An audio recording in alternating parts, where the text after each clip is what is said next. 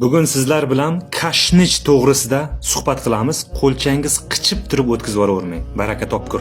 Xo'p deb eshiting, 6 xil yo'li bor. Zora birontasi sizga foyda berib qolar. Ruschasiga kinza deyilar ekan. Nima kasallarga davo, milk shamollashiga, qayt qilishga, og'iz og'rig'iga, yaxshi uxlash uchun va tutqanoq kasallariga juda ham katta foydasi bor ekan. Baraka topkur. Xo'p deng bir marta shunday ko'zini o'yadi, borku shunday takpagi bilan qo'paradi bir kunda. Shunday kitobdan o'qib beraman. Baribir ishonmaysizlar, o'zi meni yomon ko'radiganlarning soni ko'payib ketyapti. Bilmasam o'qib beraman. Xo'p, marhamat, dard borki darmon bor kitobida kashnich foydasini qarang.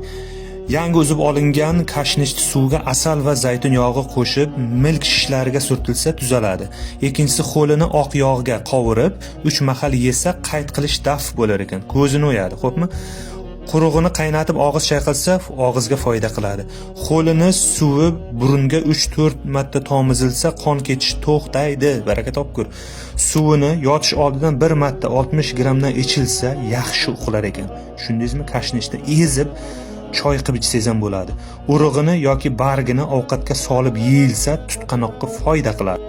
Meni maqsadim shu kashnichni yegan vaqtingizda quruq hazm qilib yubormay, biling nima kasalliklarga davoligini. Shu kasali bor do'stlaringizga yuborib qo'ying videoni.